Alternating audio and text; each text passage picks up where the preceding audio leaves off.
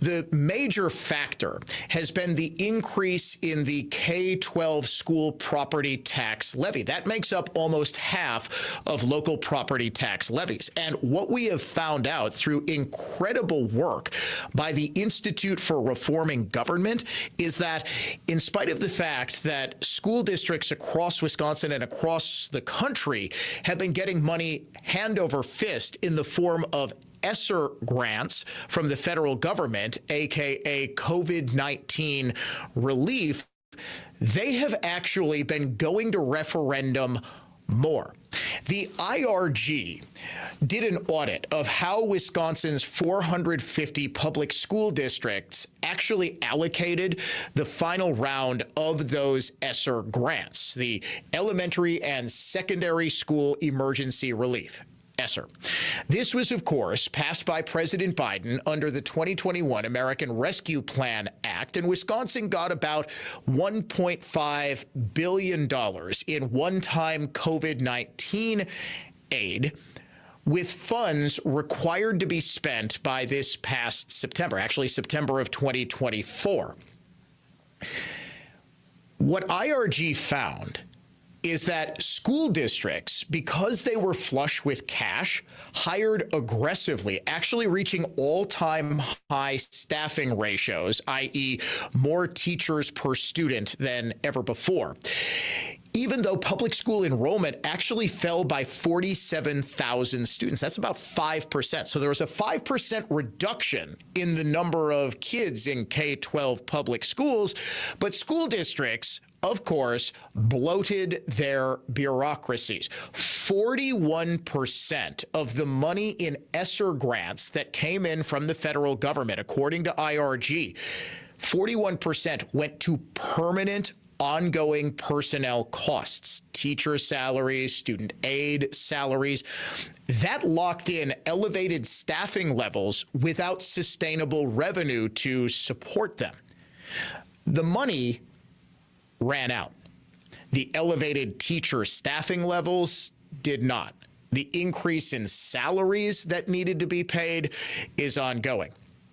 41% of the money that went into ESSER grants in Wisconsin amounts to $610 million. Schools and school districts spent on bloating their bureaucracies. Now, not only were they spending on teacher salaries, assistant principal salaries, they were spending very, very heavily on buildings and athletics. This is a major problem when it comes to how school districts spend. They always spend a ton of money on a new field house, or they want to build a new high school, a new district office. Milwaukee Public Schools, for example, allocated $193 million, 34% of the state's total spending on renovations and facilities, including on underused or schools that ultimately closed down or are in the process of closing down. What IRG found is that Milwaukee Public Schools in particular, but pretty much every school district, was underinvesting in core needs like classroom, air conditioning, lead remediation, software, whatever it was, academic recovery programs. And as ESSER funds started to dry up, districts were suddenly faced with very stark choices. You either need to lay off staff or you need to hike property tax rates. What do you think they chose? The report finds that a new wave of school referenda coincides with the end of these ESSER grants.